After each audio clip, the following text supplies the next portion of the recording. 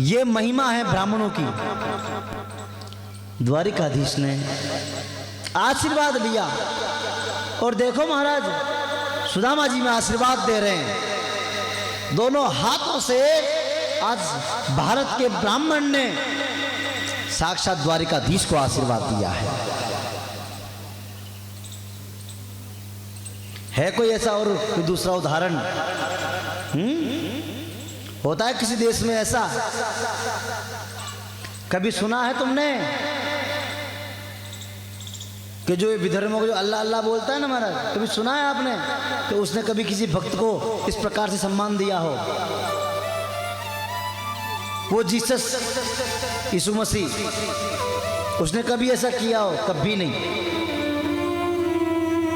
एक बात ध्यान देना, 2 दिन से सुन रहे हैं हम रोज जो सुबह यहाँ कीर्तन करते हैं ना, उनसे निवेदन, आप सबसे निवेदन, कीर्तन करते वक्त आप लोग बोलते हो ईश्वर अल्लाह तेरो नाम, सबको सन्मति दे भगवान। बिल्कुल नहीं, इस लाइन को काटो यहां से।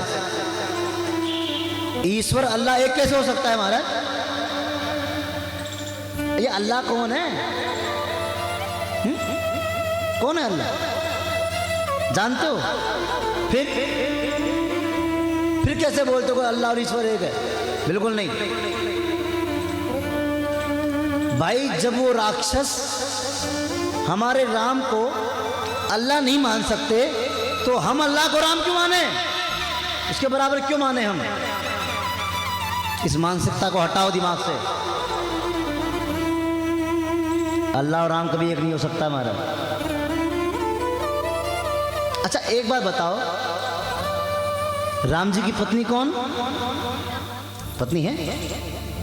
कृष्ण की रुक्मिणी है, शंकर की पार्वती है। कभी अल्लाह की अल्ली सुना? नहीं सुना ना, होती नहीं। अल्लाह की अल्ली कभी नहीं सुना होगा हमारा। एक कैसे हो सकते हैं? इस लाइन को बिल्कुल काट देना। ठाकुर जी का रघुपति राघव राजा राम पतित पावन सीताराम, ठीक है, लेकिन ये जो बीच का है ना, इसको हटाओ। गूगल पे सर्च करना महाराज, गूगल पे सर्च करोगे ना प्राचीन क्या था, ये तो नया बनाया गया प्रोपोगंडा। और किसने बनाया गया ये? ऐसा किसने बनाया प्रोपोगंडा के तहत? आप जानते ना, हम तो भली बात ही जानते हैं। जो गंजी टाँट वाला है ना महाराज, इशारे में बता देते हैं ये जो है ये इसका प्रोपेगेंडा था ये। हाँ, नहीं तो चलो बात न बढ़ाएं। वो द्वारिकाधीश की जय हो, श्री महाराज। आज समस्त रानियों ने भी आशीर्वाद ग्रहण किया है, सबने आशीर्वाद दिया। अब वो चावल की पोटली जो छुपा रखी वो निकालता नहीं है महाराज, दुबका के रखी है। कन्हैया कह रहे हैं कि सुदामा हो क्या गया तुमको? ये हाथ में क्या हो गया ऐसा? तो भैया कहा करूं, ये हाथ तो खूब उठे, ये हाथ उठे ना है मेरो। क्यों? या मैं कहेगो कि उठे ही ना है भैया। लम्बा दिखा के नहीं, हम इलाज करवा लेंगे, तुम मत देखो। दिखा तो सही, कहेगो या हाथ में उठावे ना है, क्योंकि पोटली दुबका रखी है यहाँ महाराज। जब कन्हैया का वैभव देखा ना तो सुदामा मन ही मन सोच रहे हैं कि जो द्वारिकाधीश 56 भोग 3600 व्यंजन आरोगते हैं उनको चावल खिलाऊंगा मैं? नहीं नहीं। लेकिन कन्हैया काम मानने वाले हैं। ऐसा हाथ में झटका दिया जो कि भैया जब मैंने 3 जगह से टेढ़ी कुब्जा को ठीक कर दिया तो तेरा हाथ क्या है? झटका दिया महाराज और तुरंत पोटली।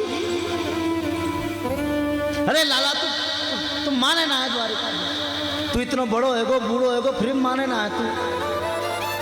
का करेगो इन चावलों को खा के? तो पेट दुखेगो लाला, मत कर। तेरे पेट में दर्द होएगो, मत खा इनमें, वापस दे। नहीं देते मारे।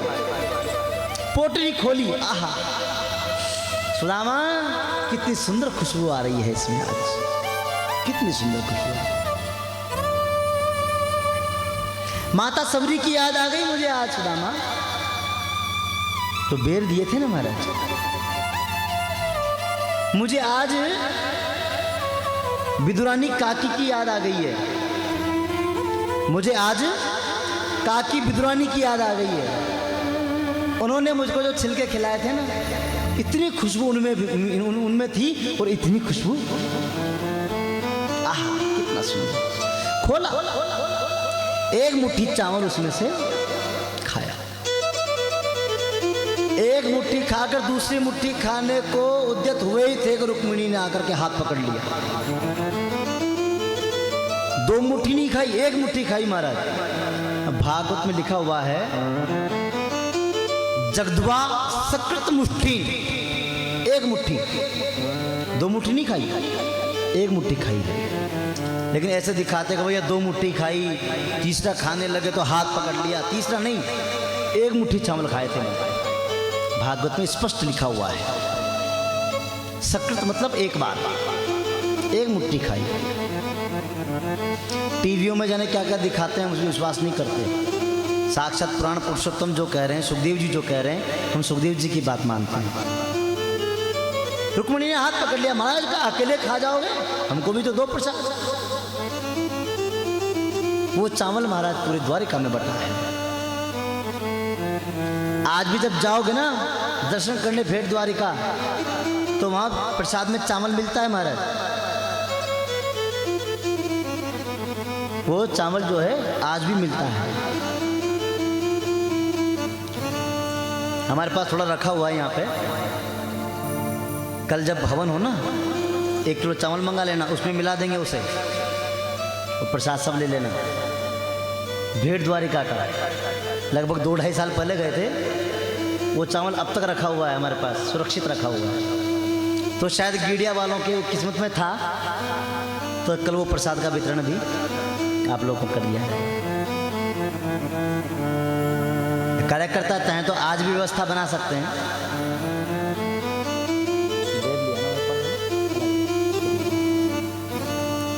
तो महाराज सब लोग आए हुए हैं आज, क्या पता कल आए ना आए, तो थोड़ा सा चावल ला करके उसमें वो मिला देना और सबको बट जाएंगे। बोल द्वारिकाधीश की। तो महाराज होता क्या है कि सुदामा का प्रसाद आज सब जगह बटा। द्वारिकाधीश ने एक मुट्ठी चावल में 1 लोक की संपदा दे दी। अब अगले दिन कहते हैं कि महाराज मैं चलूं। हाँ हाँ भैया बिल्कुल जा। उधर विश्वकर्मा को आदेश दिया, सुदामापुरी का निर्माण हो गया महाराज। आदेश दिया था तो सुदामापुरी का निर्माण हुआ। इधर कन्हैया से आज्ञा लेकर के सुदामा जी पुनः अपनी नगरी को पधारे हैं। वहां आकर देखते हैं तो भैया यहां तो झोपड़ी है नहीं मेरी, यहां तो हती मेरी छोटी सी कोठरिया, कंचन महल खड़े, सुदामा मंदिर देख डरे। अरे भैया ये महल किसके? सेवकों से पूछा, अरे महाराज हमारे स्वामी साक्षात सुदामा जी। सुदामा तो मेरा नाम है, चलो कोई दूसरा भी हो सकता है भैया, जमीन खरीद ली हो उसने, हमारी जो कुटिया तोड़ दी हो, तो भैया उनको बुलाओ थोड़ा सुदामा जी को। वो यहाँ वो द्वारिका गए। अरे भाई द्वारिका, वो तो मैं ही गया था, वो तो मैं ही गया था। चलो कोई और भी होगा, शायद व्यापारी होगा, व्यापार करने गया होगा द्वारिका। तो द्वारिका क्यों गए भैया? वो अपने मित्र से मिलने गए। मित्र से मिलने तो हम गए थे, चलो कोई और भी हो सकता है हमारा। तो उनकी पत्नी तो होगी, उनकी पत्नी को तो बुलाओ। ये बुलाते हैं। सेवकों ने दूसरे को, तीसरे को, चौथे को खबर पहुंची महाराज महलों में। वो तो महाराज रानी बन गई ना, ऐ सिंहासन पे। ये जब आता है ना, ये अपने आप ये भी आ जाता है महाराज। जब दाम आता है ना, अपने आप सेहत बन जाती है, और दाम न हो तो चिंता में सूख सूख के इतना मोटा भी हमारा छुआरा बन जाता है सूख के। इसलिए जब दाम आए तो ये भी हम महाराज चटक मटक की धोती पहन के एकदम साड़ी, दो दो चुटिया सुशीला के, एक नहीं दो दो, बड़े सुंदर सज के महाराज। देखा ऊपर से, ओ स्वामी जी आ गए, आरती की थाली सोने की थाल सजा के लाइए। महाराज सैकड़ों सखियां साथ में लगी हुई हैं। जैसे ही पैर छूने लगी, अरे देवी दूर रहा दूर रहा, कौन है जाने पता नहीं। आरती उतारने लगी, सुदामा जी ने देखा भैया है कौन। जैसे मुंह की तरफ देखा ना, हैं सुशीला थारा दो दो चुटीला, मेरी तो एक भी कौन न हो, अब दो दो। वाह भाई वाह। सुशीला ने महाराज पूजा की है सुदामा जी की। सुदामा जी ने कहा कि सुशीला, तेरे मन में जो कामना थी जिस चीज की, वो तुझे प्राप्त हुआ। अब मेरे मन में कामना है भगवान श्री कृष्ण के भजन की। मैं जा रहा हूं वन में, मैं अपनी उसी कुटिया को संभालूंगा तो अपने महलों को संभालूंगा। पीछे से आवाज आती है महाराज, अरे सुदामा, ओ सुदामा। देख के पीछे मुड़ के द्वारिकाधीश महाराज, वो द्वारिकाधीश की सुदामा, तुझे जो प्राप्त हुआ ना वैभव, वो मेरी कृपा से प्राप्त हुआ है। तूने मुझसे कुछ नहीं मांगा,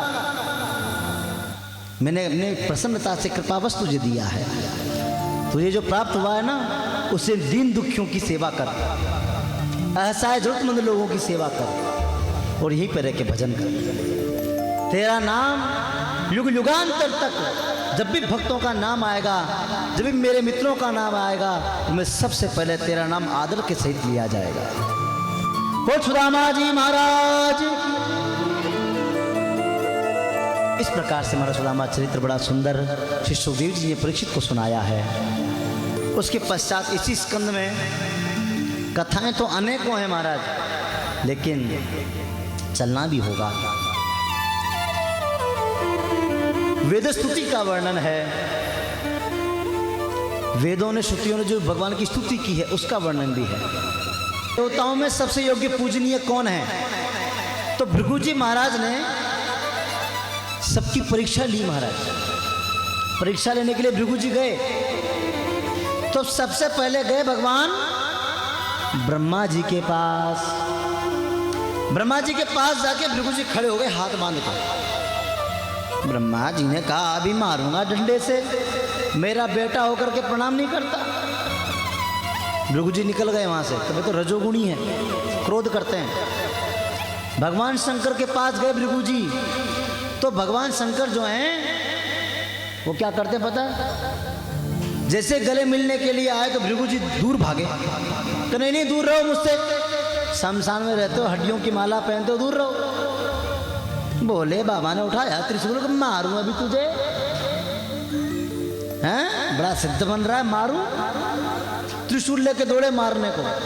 पार्वती ने पैर पकड़ेगा, महाराज अपना ही देवर जी है छोटा, कोई बात को ना, गलती हो जाएगा। अब जैसे ही भगवान विष्णु के पास पहुंचे हैं, भगवान विष्णु सहन कर रहे थे महाराज, जाकर वे कुछ नहीं किया, सीधी छाती में लात मारी विष्णु भगवान को। भृगु ऋषि ने जाकर के सीधी छाती में लात मारी है महाराज। भगवान उठ खड़े हुए और ब्राह्मण के चरण दबाने लगे। करे महात्मन, अरे ब्राह्मण देवता, मेरी छाती, मेरा वक्षस्त्र बड़ा कठोर है, ऐसा तो नहीं कि आपके चरणों में चोट आ गई हो। भृगु जी ने दोनों हाथ उठा करके आह्वान किया कि भैया, यदि संसार में यदि कोई पूजने योग्य है तो भगवान विष्णु पूजने योग्य है भैया। हाँ, भगवान विष्णु पूजने योग्य है। तो सभी तो छोटे मोटे हैं, इसलिए हम भी कहते हैं पूजन योग्य यदि कोई है, अर्चन वंदन करने योग्य यदि कोई है तो चार भुजानाथ है। चार भुजा। यार भूख लाग रही की है? अरे बोलो ने जोर से बोलो, बोल राधा रानी की, राधे राधे। पीछे वालों की आवाज नहीं आ रही भैया, राशेड़ वाले हो, बोलो एक बार और, राधे राधे। अब ठीक। तो महाराज क्षमा बड़ेन को चाहिए, छोटे को उत्पात, कहा विष्णु को घट गयो जो भृगु ने मारी लात। भगवान विष्णु पूजने योग्य हो गए हैं। आइए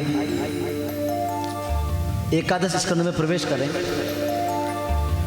भगवान श्री कृष्ण कन्हैया हमेशा अपने नाती बेटों को बुला करके समझाते हैं कि बेटा दुनिया में तुम सब कुछ काम करना, लेकिन कभी ब्राह्मणों का या संतों का अपमान नहीं करना। और सुनो, रूप यौवन संपत्ति प्रभुत्वम अविवेकिता, एकैकमप्यनर्थाय किमु यत्र चतुष्टयम्। बेटा रूप, यौवन, संपत्ति और प्रभुत्वम, चार चीज, या तो अत्यधिक रूपवान हो, युवा अवस्था हो, संपत्ति खूब सारी हो और मालिकाना हक भी प्राप्त हो। और यदि उस व्यक्ति के अंदर विवेक न हो तो उस व्यक्ति का नाश होना सुनिश्चित है महाराज। यदि आपके पास में रूप है और अक्ल नहीं है तो रूप का घमंड करेंगे, हाय मैं कितना सुंदर, मैं कितना सुंदर हूं देखो। उल्टी सीधे काम करेगा, उल्टी सीधे हरकतें करेगा महाराज, नाश हो जाएगा। यौवन युवावस्था है महाराज, शरीर में बल है, ताकत है, लेकिन अक्ल नहीं है तो जबरदस्ती लोगों से जाएगा, भिड़ेगा, लड़ेगा। आ बैल मुझे मार, आ बैल मुझे मार वाली काम। सींग नहीं तो पूंछ से मार, पर मार। तो महाराज बल होगा तो लोगों से लड़ेगा। संपत्ति यदि बढ़िया है और अक्ल नहीं है तो पता है क्या करेगा? अपने पैसों की बर्बादी करेगा, होटल में जाएगा, बोतल खोलेगा, उल्टे सीधे काम करेगा। रूप यौवन संपत्ति प्रभुत्वम, मालिकाना हक तो पास में है लेकिन अक्ल नहीं है तो नौकरी करने वाले जो नौकर घर में होंगे उनको मालिक परेशान करेगा, उल्टा सीधा। तो बेटों तुम्हारे पास में चारों चीजें हैं, लेकिन कभी भी इनके मद में मत आना, ब्राह्मणों का संतों का अपमान नहीं करना। लेकिन वो भगवान के बेटे नाती कहते हैं, नाती बेटे कितने पता है आपको? 16,108 क्या हैं पत्नियां, और सभी के 10-10 बेटे हैं महाराज, एक एक बेटी है, जो अब इनका नाश निश्चित है। तो एक दिन की बात महाराज, सभी ऋषि मुनि, दुर्वासा जैसे बड़े बड़े ऋषि पिंडारक क्षेत्र में सभा कर रहे थे द्वारिका के पास में। तो एक ग्वाल बाल जो है ना, जितने द्वारिकावासी हैं, भगवान के नाती बेटे खेल रहे थे एक जगह।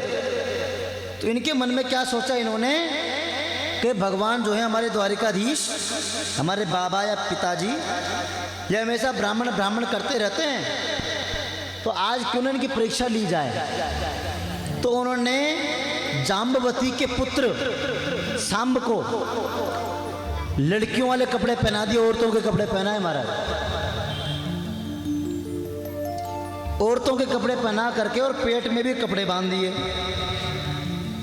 और जाके पूछने लगे, कह रहे महात्माओं एक बात बताओ, ये जो स्त्री हमारे साथ में है ना, ये गर्भवती है।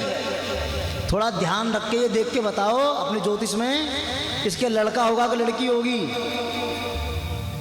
दुर्वासा ऋषि ने जब आंख बंद करके देखा तो पाया अरे ये तो जाम्बती का पुत्र है, सांब है। ये तो मजाक करते हैं हमसे, हमारी परीक्षा लेना चाहते हैं। तो शाप दिया महाराज, तो शाप देता हूं तुम्हें कि इसमें न तो कोई लड़की होगी न लड़का होगा, इसमें एक मूसल उत्पन्न होगा जो तुम्हारे पूरे वंश का नाश कर देगा। ये शाप दिया है। महाराज खोल के देखा, कपड़ा तो मूसल निकला लोहे का। सब भगे महाराज डर के मारे, गिरते पड़ते द्वारिका गए। वहां जाकर के और उग्रसेन जी को बताया कि इस प्रकार की बात हो गई है। भगवान श्री कृष्ण की साला नीली गई, उसको पीस करके समुद्र में फेंकवा दिया गया। छोटा टुकड़ा बचा, उसे भी समुद्र में फेंक दिया गया। समय बीता, धीरे धीरे अपशकुन होने लगे महाराज। इधर एक दिन नारद जी आए, उन्होंने वसुदेव जी को बड़ा सुंदर उपदेश दिया है। यहीं पर 24 गुरुओं की कथा भी है। दत्तात्रेय महाराज ने अपने जीवन में 24 गुरु बनाए। दीक्षा गुरु नहीं, शिक्षा गुरु। दीक्षा गुरु अपने जीवन में मात्र एक होता है, होना भी चाहिए। जब तक जीवन में गुरु नहीं है ना, वो जीवन नहीं है हमारा। दान पुण्य जप तप इन सभी की सिद्धि कब है? जब जीवन में कोई गुरु हो। तो आज दत्तात्रेय ने अपने जीवन में 24 गुरु बनाए हैं। पृथ्वी वायुराकाशो आपोग्नि चंद्रमा रवि कपोतो जगर सिंधु कुमारी सरस्रपः मधुहा हरिणो मीनः पिंगला कुर्भोर्भक। कितने गुरु? 24। पृथ्वी से शिक्षा ली महाराज। कब पृथ्वी हमेशा क्षमाशील होती है ना। आप धरती पे गड्ढा खोदो, धरती कुछ कहती है आपसे? कुछ नहीं कहती। धरती के जितना क्षमाशील बनना सीखो महाराज, क्षमा जीवन के अंदर आए। प्रातःकाल जब जगते हो ना, तो प्रातःकाल जगते समय अपनी खाट से या बेड से उतरने से पहले धरती माता को प्रणाम करें। कहे धरती माँ, मैं अपने पैर आपके ऊपर रख रहा हूं, मैं अपने पैरों से आपके ऊपर चलूंगा, आपको कष्ट भी होगा, लेकिन मुझे क्षमा करना, मैं आपका ही बालक हूं। प्रणाम करें धरती माँ को। समुद्र वसने देवी पर्वत स्तन मंडिते विष्णु पत्नी नमस्तुभ्यं पादस्पर्शं क्षमस्व मे। प्रणाम करें। जब खड़े हो ना प्रातःकाल सुबह सुबह, तो अपनी दोनों हथेलियों को रगड़ें और नेत्रों से लगाएं और मंत्र बोलें। कराग्रे बसते लक्ष्मी कर मध्य सरस्वती करमूले तो गोविंद प्रभाते कर दर्शनम। नियम बनाए जीवन में। प्रतिदिन दांतों की सफाई अवश्य करें। करते हो ना? अच्छी बात। सब नियम है महाराज जी। तो द्वारिका में बड़े बड़े अपशगुन होते हैं। दत्तात्रेय जी की कथा चल रही थी ना, तो दत्तात्रेय जी ने पृथ्वी को गुरु बनाया, आकाश को गुरु बनाया। जल को गुरु बनाया महाराज। पानी हमेशा ठंडा रहता है, हमेशा। थोड़ी देर के लिए फ्रिज में जमा दो, बर्फ जम जाएगी। बर्फ को लाके पुनः बाहर रखो थोड़ी देर के लिए, पुनः पानी बन जाएगा महाराज।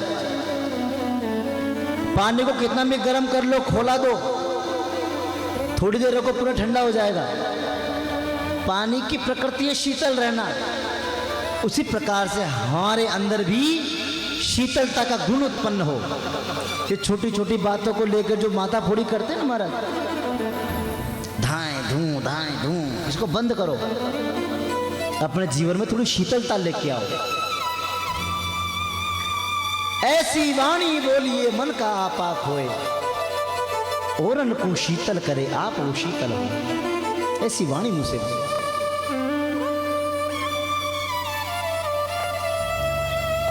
हिरण से शिक्षा ली, हिरण से। बहेलिया आता है, सुंदर सुंदर संगीत बजाता है, संगीत की ध्वनि सुनकर के हिरण आता है, आहा मस्त हो जाता है महाराज। बहेलिया खटाक से बाण मार देता है और हिरण खत्म। इसलिए भैया ग्राम्य गीतम न सुनो याद। ये जो गांव है, छज्जा ऊपर बोयो रे बाजरो, ऐसे ऐसे गाने चल रहे हैं। कैसे कैसे गाने चलते हैं महाराज जी? तो ऐसे नहीं, इन गानों को नहीं। जब भी सुने अपने कानों से श्री कृष्ण की कथा सुने, हरि नाम की चर्चा करें, भगवान का संकीर्तन करें। नियम बनाएं। अपने गांव में यदि मंदिर है तो वहां जाकर के दिन में आधा घंटा, 15 मिनट, 20 मिनट, 1 घंटा युगल नाम संकीर्तन करें। राधे कृष्ण कृष्ण कृष्ण राधे राधे, राधे श्याम श्याम श्याम राधे राधे। ये मंत्र लिखा हुआ ये बोर्ड पे, इसको याद कर लो और इसको रोज बोला करो। बहुत सिद्ध मंत्र है महाराज, इसको बोला करो रोज। तो महाराज यदि मनुष्य शिक्षा लेना चाहे तो किसी से भी शिक्षा ले सकता है। आपकी जो पौनी है ना, पौनी तवा, वो भी शिक्षा देता है आपको। क्या शिक्षा देता है? वो तवा भी आपको शिक्षा देता है कि देख मुझको, मैं अग्नि में जल रहा हूं, तप रहा हूं, लेकिन तुझको तो फूली फूली रोटियां खा के, फूली फूली रोटियां तुझे दे रहा हूं बना बना करके। तप में रहा हूं, जल में रहा हूं, लेकिन तुझको आनंद प्रदान कर रहा हूं। चप्पल भी शिक्षा देती है, अपने पैरों में चप्पल भी शिक्षा देती है महाराज। पैरों के जूते भी शिक्षा देते हैं कि भैया यदि नीचे कांटे आएंगे तो मैं सहन करूंगा, कंकड़ आएंगे तो मैं सहन करूंगा। चाहे कांटा चप्पल में चुभ जाए, चप्पल कहती है मुझे चाहे कष्ट हो जाए, लेकिन मैं तुझे कष्ट नहीं होने दूंगी। रक्षा करती है। शिक्षा मनुष्य लेना चाहे तो हर जगह से शिक्षा ले सकता है। और अजगर करे न चाकरी, पंछी करे न काम, दास मलूका यूं कहे कि सबके दाता राम। हाय हाय करने से कुछ नहीं मिलेगा महाराज। हाय रे लाओ रे, हाय रे लाओ रे। मन में संतोष धारण करो महाराज। इस प्रकार से बड़ी सुंदर कथा सुनाई गई है। अब तो देवता पधारे, मतलब कुछ देर की बात और रही है, बस कुछ देर की बात और है, फिर कथा विश्राम हो जाएगी। एक बार देवता पधारे द्वारिकाधीश के पास, जो कि महाराज यही लीला करते रहोगे, चलोगे भी सही। भगवान ने कहा कि बस जल्दी आऊंगा, चिंता न करो। द्वारिका में बड़े बड़े अपशगुन होने लगे। भगवान ने कहा भैया ऐसा है, सभी यदुवंशी प्रभासक क्षेत्र में चलो। सभी यदुवंशी प्रभासक क्षेत्र में गए हैं। इधर उद्धव जी को भगवान श्री कृष्ण ने उपदेश दिया है महाराज। और उद्धव जी से कहा उद्धव तुम मेरी चरण पादुका लेकर के जा बद्रीनाथ में। मेरा भक्त विदुर यदि तुझे मिले तो उसको मेरा उपदेश सुनाना। उससे कहना विदुर से कि मैंने श्री कृष्ण ने तुझे याद किया है। भगवान से संदेश लेकर ज्ञान प्राप्त करके भागवत धर्म का उद्धव जी चले गए। और इधर सभी लोग, सभी यदुवंशी प्रभासक क्षेत्र में पहुंचे हैं। वहां जाकर के जब तक नियम निष्ठा की महाराज, खूब दान दिया। दान देने के बाद में बुद्धि खराब हो गई, शाप लगा हुआ था। शराब पीने लगे महाराज, शराब पीने लगे। वो शराब को पी करके महाराज कोई होश नहीं रहता, लड़ने लगे आपस में। भाई भाई से लड़ता है, बाप बेटे से लड़ता है, चाचा भतीजे से लड़ता है महाराज। हथियार उठा लिए, एक दूसरे को मारने लगे, काटने लगे। हथियार जब समाप्त हो गए तो क्या होता है, हथियार जब समाप्त हो गए ना, तो वो जो लोहे का चूर्ण मूसल को घिस करके जो फेंका था ना, ये बच्चा,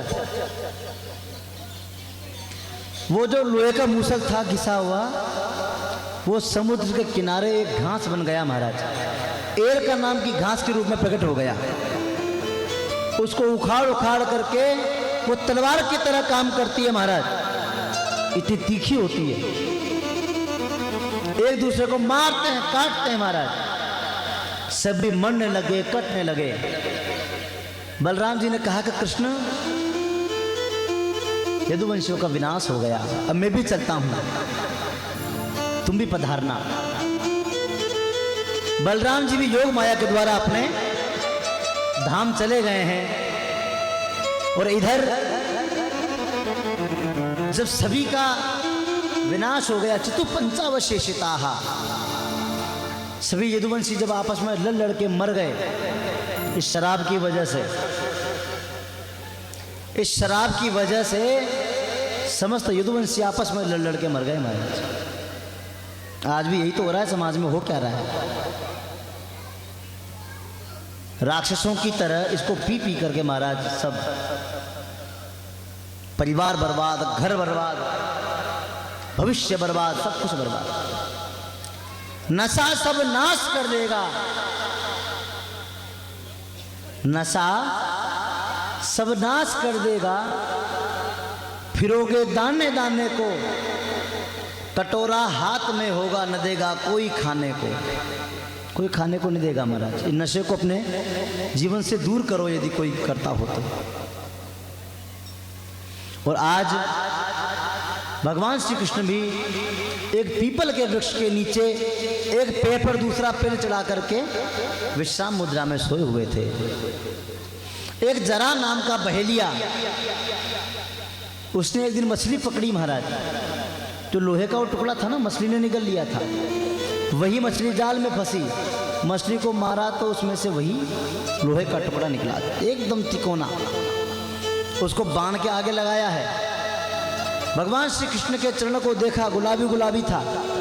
देखा अरे तो हिरण का मुंह है महाराज। हिरण का मुख समझ करके बाण चलाया है। वो बाण जाकर के भगवान श्री कृष्ण के चरण में जैसे लगा, करा उठे भगवान। बहेलिया को लगा कि अरे ये तो किसी मनुष्य को जाकर लगा है।